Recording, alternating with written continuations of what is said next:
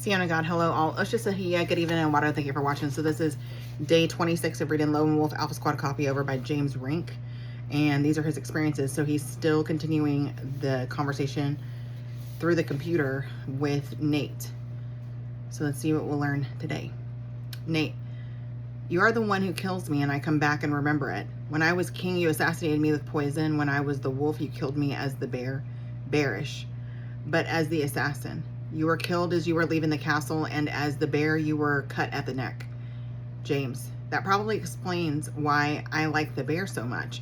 I'm sorry for killing you. I don't want any more death, but if you wish to take revenge, I will understand. No, bear. Is that why I have a birthmark on my neck? And then he interjects. Birthmarks explain traumatic death injuries from previous lives. What? I never even thought about that. Nate, yep. Can you forgive me? If you don't want to, I will understand. Yes. Why would I kill you? You are one of the most compassionate people I've ever met. You represent order. I represent freedom. I represent anything. You represent boundaries. I represent tyranny, and you represent peace. So will you gain powers like mine, and the only thing you think to do is get me? I don't want to hurt you. You will. You knew this all along, I take it. I don't want to kill you. Please, let's stop fighting. You first. How? You know how, or you know you started it every single time. How? You didn't like my freedom, what I could do. You wonder why all these things got here. Canyons, holes, us fighting. You are one of the supreme. Ever since I was a child, this is James, ever since I was a child, I always knew there was a secret within my soul. But it was as if a wall was there and I could not see the other side. Supreme how? Is that an old soul? You'll see. You're the most powerful being in the galaxy. But I'm a weakling. I can't even hold a job. The weak grow in power the quickest. You will remain filled with the law and you will not see further than we see. But you will bring order. Will we ever make a truce and be friends again? Yeah, do it every couple of centuries. Yay. Can we do it now? I just don't want people to die. No more caverns and canyons. When people pray, can I hear them pray too, just like you? Think in your mind, James, what do you hear? People screaming last prayers, people trapped praying. Do you hear the cold woman screaming for heat? I thought it was caused from being ADHD. Negative. ADHD doesn't make you hear voices. So these are really voices? Have I been telepathic all my life? You see the world in your head, Bear. I would call that telepathy. You hear others' thoughts. The only being that can be more powerful than you is me. You take the role of God, and I take the role of the Antichrist. Okay, well, enough is enough. I don't want war, do you? It has to happen. It has been written. Yeah, I know. It's already happened. I've seen it. Will I see the future too, soon? No. You only have the power near the end, but you may be surprised at the ending. Will I be sent into the lake of fire too? Smiley face. The Antichrist wins. But the Bible states Jesus returns. Yeah, but he fails. How so? He is destroyed. You see, each millennium, I've slowly been closer to beating you. The last time we fought as humans, we died the exact same time. This time, I win. You see? You wrote the Bible. You predicted you would win before you lost your powers and were reborn. Was I any of the prophets? The Bible was written during your time as God. And then he interjects, strange answer for someone who doesn't believe in God.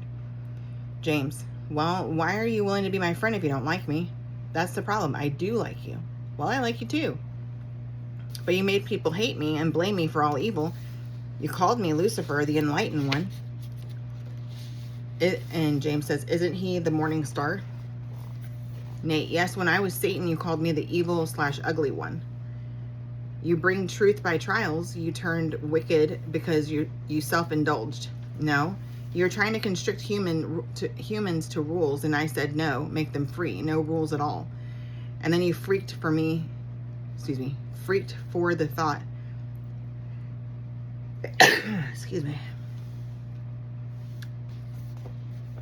Been outside today and my allergies are just like trying me. But anyway, you freaked for the thought that I was trying to control you. Then you sent Michael after me. I pleaded with him to leave. I told him I just thought humans needed to be more free and that the rules weren't working. I don't want to hurt Michael. So, excuse me.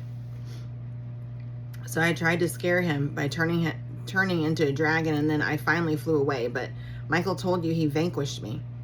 Am I an archangel? You are God, or maybe I should just stop at you are.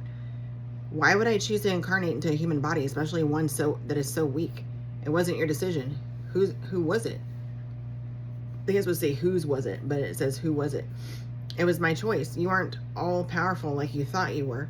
When I die, I become stronger. I guess that's why you want me to kill you when I don't want to. And when you do, I choose what you are next. I choose the playing field, humans. You and me created the universe to meta-exist, work without us. What do you mean? We haven't seen God for a while for a reason. The Jesus you saw was Michael, your son. So what did the red torch he was carrying represent? Blood, battle. I don't like to kill Michael, but I have to, and you will end up ultimately in the lake of fire for trying to bring me down. I'm still having trouble thinking God can incarnate into a human body. Maybe it's the law side in me. Yeah, when Nate was a boy, he said he saw Lucifer appear to him. Did you enter Nate at that point? We see what we become, but we don't notice it. We think it is a natural occurrence. Nathan saw who he was, a mirror. What do you mean? When you saw Jesus, he was explaining you are a compassionate, nice, lawful guy. When I saw Lucifer, evil, ugly, lawless, painful. But you're not ugly. You have a sense of goodness in you. I wish I could help you see it. You were created with perfection in mind. You just have forgotten how to live in balance. Besides, isn't tyranny slavery? Meh. I can't even believe I told you that. Haven't you noticed how your thoughts become reality? Or how when you want something, it seems to happen? And then James says, well, not really, but well, let me see. Well, not really, but well, when I was tested by the doctors, my psychosomatic score was off the charts. Psychosomatic is a condition where negative thinking creates negative health conditions, or positive thinking creates positive health. Meaning if I believe in something strong enough, it happens. Are you going to be okay? Yeah. I don't think you are. I feel horrible. This has happened. This has to happen. Don't you? I want you to be happy. I don't want you to hate. Nate says, you know, when I first discovered my powers? No, when? The first time I blanked off, I was 9. What happened? The house bent. I exerted enough energy to push the house outward and melt the grass outside. What did your mom think? I'm sure she saw it coming. What king were you in past lives? But it says, what king were you in past lives? Lots, I think. I might have been Hitler. I thought he would come back with Down syndrome, is what James said. And then Nate laughs. When did you know I was God? When I was 10, I knew the future. So you knew we would meet in 5 years. Yes, I have to go. Continue to watch the skies. Place your hands on the opposite sides of someone's head and watch. Wait for their life to flash in front of your eyes. Okay, I will try it. Will we be able to talk again? Maybe. And it says Nate logs off the internet. Could it be Nate was possessed by Lucifer? He didn't quite say he was, but he did say he was a darkened soul. I'll leave that up to you to decide. I did some numerology on the name Nate Wilder using base 6 math. I found a creepy coincidence. The Bible tells us the value of the name of the Antichrist is 666.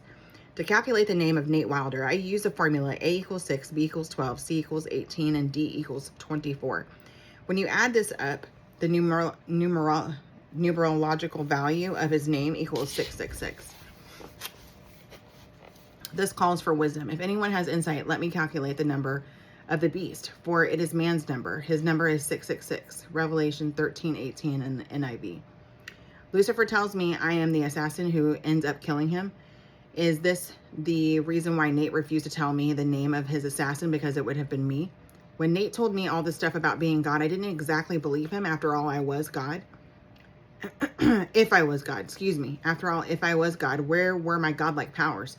Later, I learned my higher self is Ta, T-A, one of the 7 super archangels who sit just below the creator. They take turns being God and act more like guardians of the multiverse. You know, these terms are like in like Marvel and stuff, right? Anyway, Saturday, February 14th, 2005. On a Saturday afternoon, I took a 2-hour nap in a sleeping bag. I woke up feeling dizzy and exhausted. Later, when I looked at my shoulders in the mirror and found a set of 3 scratch marks on both sides. At first, I thought it was caused by the zipper, so I didn't think much of it. The inside of my ear was red and hurting too. I thought I might have slept on it the wrong way. But according to a clairvoyant, my labs stuck some wire into my ear, and in the struggle to get away, they scratched up my shoulders. The next day, I went to a MUFON, M-U-F-O-N, Mutual UFO Friends Network meeting in Salisbury, North Carolina, to hear a lecture on contact with alien beings. While there, my picture was taken by a journalist to the Salisbury Times, which made the front page news the next day. Here you see sitting in front of a large poster of a gray alien with the words, "I believe." The gray's talons are positioned in such a way as if it's trying to grab me. Was this their way of telling me we are here, but not from here? And here's the picture. There he is, and then there's the poster. And then here's the fingers coming out. Sunday, March 6, 2005. On a cold Sunday afternoon in March, I was going home after a visit to my sister's house. During the drive, my right ear started to itch like crazy. When I touched it, dried blood flaked off. When I got home, I examined it in the mirror, and it looked like a large chunk of flesh was missing from my right earlobe.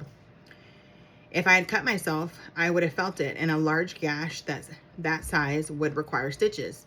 A few hours later, the scoop mark became so painful that I had developed a migraine headache. I also noticed a chunk of skin was missing from the edge of my right pinky fingernail. At closer inspection, it appeared that some large splinter was stuck underneath my fingernail. After a few hours, it became so painful that I could hardly move my finger. I remember no missing time or any abduction scenario. Maybe hypnosis would tell me something different. Ufologists would probably consider this a classic ET abduction case. Perhaps I was taken aboard some craft. A scoop mark would be taken for genetic experiments, and a fiber optic tracking device would be implanted to monitor my biorhythms. Afterwards, they would wipe my memories and put me back where they found me. This may have been done by the Federation Greys, or it may have been a my lab. In my opinion, based on a sloppy job, I would say it was a my lab. At first, these procedures occurred once every 2 days, but now I get twice a day needle injections, not limited to scratches, triangular scabs, incision marks, laser burns, and rod-shaped objects under my skin. These needles are surgical instruments are probably not being properly sterilized. Sometimes when I sleep, I wake up with the covers pulled off me and my body lying in some uncomfortable position I could never fall asleep in. A few times I felt something like electrical shock when dozing off, but this may be due to astral travel. And one time I woke up hearing someone say, "Turn around." Even though most of these marks occur when I sleep, they are known to happen at all times of the day, during times when I am with people as well. For a time, I was keeping records of these surgical procedures in the hopes that I could recover missing memories, but I soon realized I would need to be more vigilant. Pages from my journal often would go missing, and a psychic told me my clone stole them. Who knows? Missing pages from my journal aren't the only thing to go missing. I've had pillows go missing from my bed while sleeping at night, and missing medical records. So here's the spot taken from his lip, right there. Then the next, looked like something was put in there, potentially. And then he's got 2 marks under his fingernail. So it says January 20th, 2007, possible government hack job possibly done to analyze if DNA mutations have taken hold. May 14, 2008, 2-prong needle marks. I get these about once or twice a week. They inject me with either femtites to mutate my DNA or drugs to wipe my memories. And this one says March 13, 2007, needle mark under fingernail that is extremely painful and used to fracture the minds of monarch victims. Let's see. So that was the other page. And then this one's a triangular scab and nose. These hurt quite a bit in June 27, 2007. There's that one. And the schnoz. I was digging in the dirt today, so I got to clean my fingernails. And then the other one says March 11, 2005, scoop mark taken from right earlobe, possibly used to make my clone. And so it's right there. I'll go ahead and end it, and I'll try to get another one in. Done to go hang, get you, winning, good chance, good, tell me again, love you, mean it.